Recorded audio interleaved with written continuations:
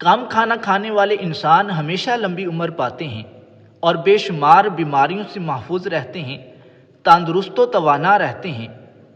چاول کھانے کے بعد تربوز اور سرکے کا استعمال نہیں کرنا چاہیے، اس سے پیٹ میں درد ہو جاتا ہے۔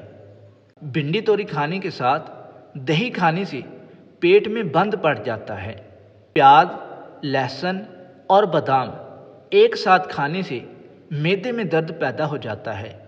کھانا ہمیشہ ہاتھ دھو کر اور بسم اللہ پڑھ کر کھانا چاہیے۔ کھانا تب کھایا جائے جب شدید بھوک لگی ہو۔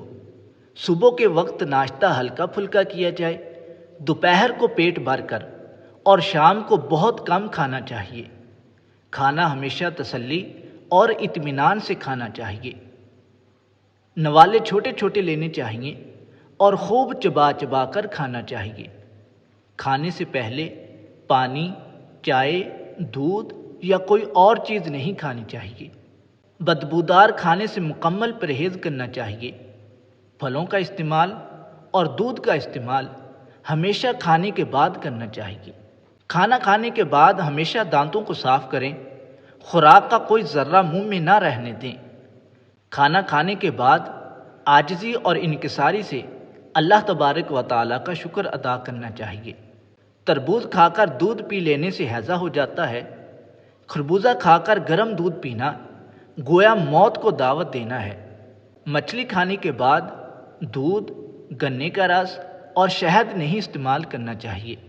مرغ کے گوشت کے ساتھ مولی کا استعمال معدے میں گرانی کرتا ہے۔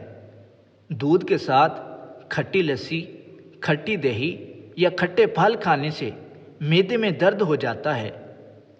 گوشت کے ساتھ یا بعد میں شہد کا استعمال معدے کے درد کا باعث بنتا ہے۔ خربوزہ، لہسن اور شہد ایک ساتھ کھانے سے معدے میں درد ہو جاتا ہے۔ کیلا کھا کر اس پر دودھ یا لسی استعمال نہیں کرنی چاہیے کہ اس سے معدے میں درد ہو جاتا ہے۔ پرندوں کے گوشت کے ساتھ دہی کا استعمال پیٹ میں درد اور فالج کے خطرے کا باعث ہے۔ زیادہ گوشت کھا کر اوپر سے دودھ پی لینے سے ہیضہ ہو جاتا ہے۔ ویڈیو اچھی لگی ہو لائک کیجیے، چینل کو سبسکرائب کیجیے تاکہ مزید اس طرح کی معلومات آپ تک پہنچتی رہے۔